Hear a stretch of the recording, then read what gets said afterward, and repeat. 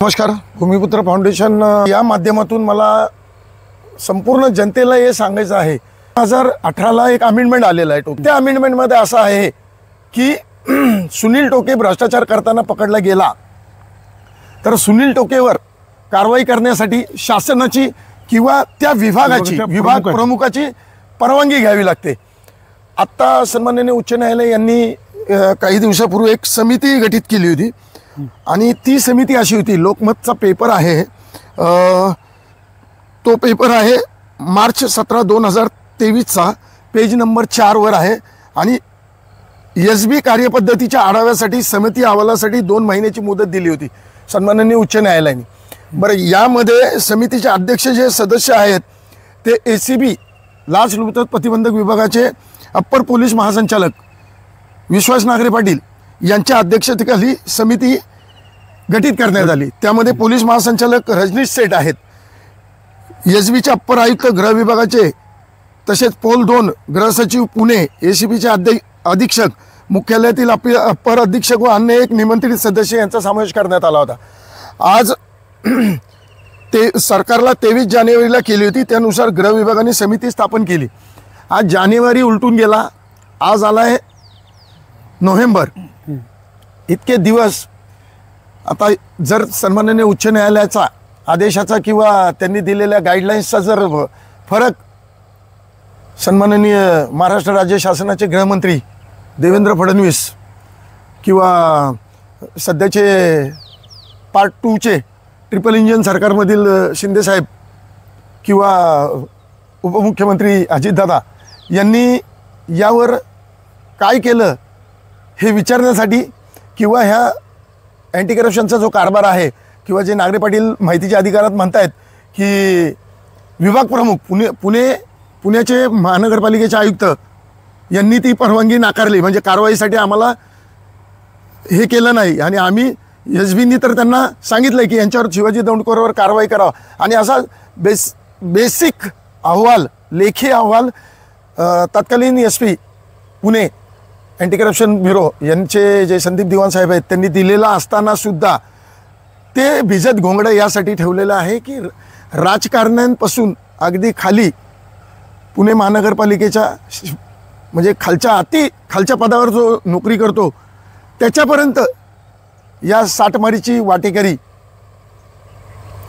आहेत. त्यामुळं मला वाटतं असं आहे की गृह विभाग किंवा त्या विभागाचे मंत्री किंवा फडणवीस साहेब यावर बोलायला तयार नाहीत.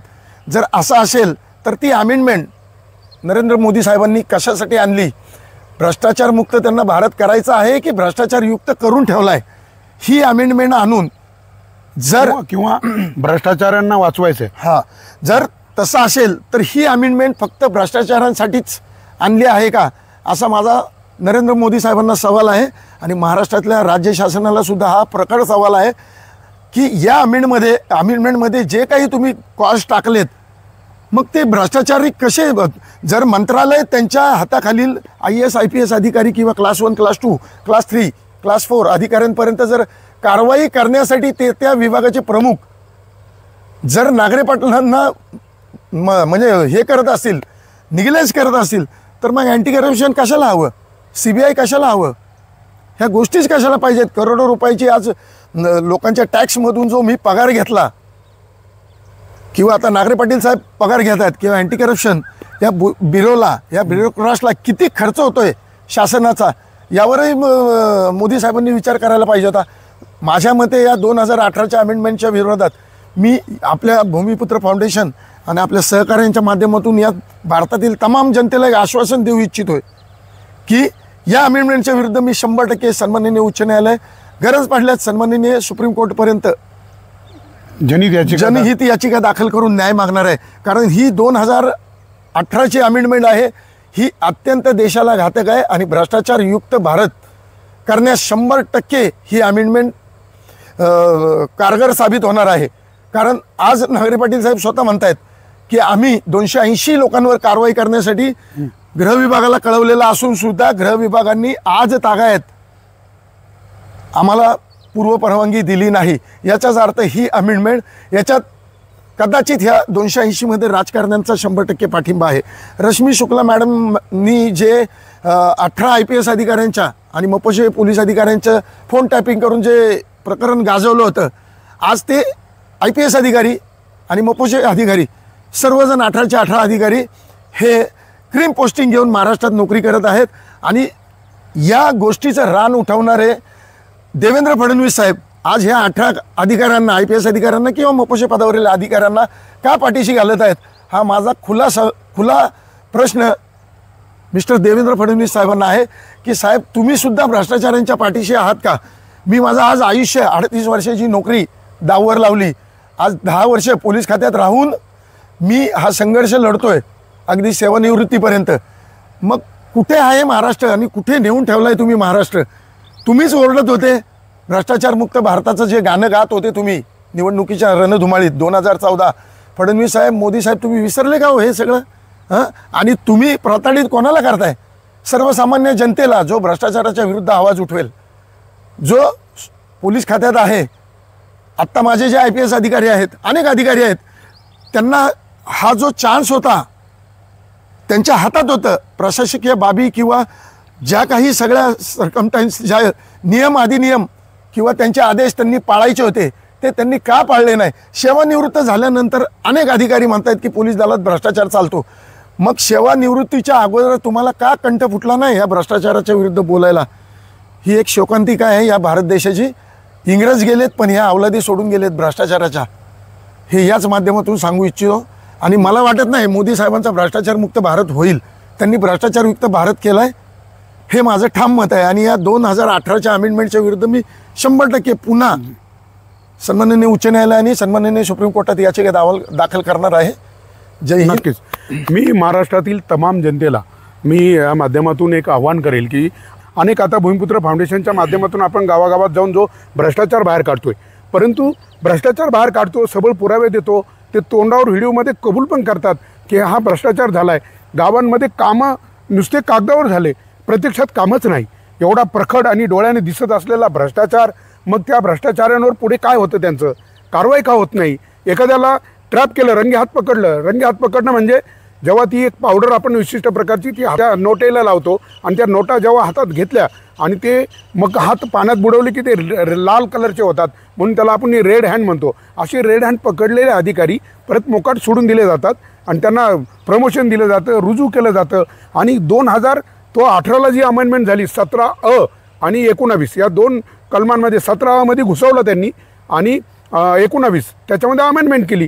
मग ही अमेंडमेंट का केली? ह्या भ्रष्टाचार प्रतिबंधक जो 1988चा जो कायदा आहे त्या कायद्यात ही अमेंडमेंट का केली?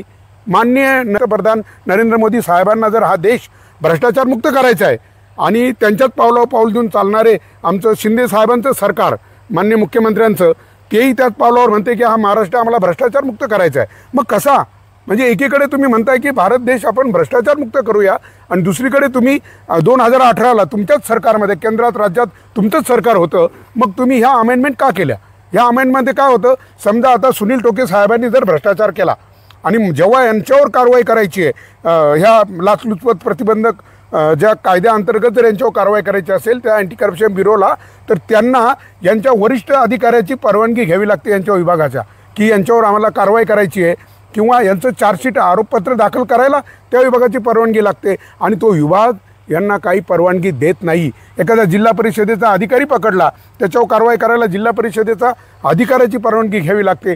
एक वेळ हे पोलीस खात्यामध्ये होतं, कारण मी जेव्हा शर्मिष्ठा वालावलकर मॅडमशी जेव्हा भेट झाली, त्यांनी सांगितलं की पोलीस खात्याकडनं लगेच कारवाईचे वरतून परवानगी मिळते, परंतु इतर विभागामध्ये ती परवानगी का मिळत नाही?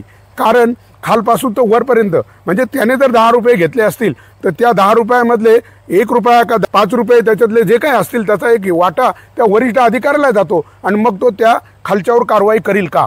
मग काय होतं? एकमेकास सहाय्य करू अवघे होऊ श्रीमंत या उक्तीप्रमाणे सगळे एकमेकांना पाठीशी घालतात. तो त्याला वाचवतो, तो त्याला वाचवतो. अधिकाऱ्यांना पुढारी वाचवताना दिसत आहे आणि पुढाऱ्यांना अधिकारी वाचवताना दिसत आहे. मग हा खरंच टोके साहेब म्हटले तसा हा देश भ्रष्टाचार मुक्त होईल का? हा महाराष्ट्र भ्रष्टाचार मुक्त होईल का?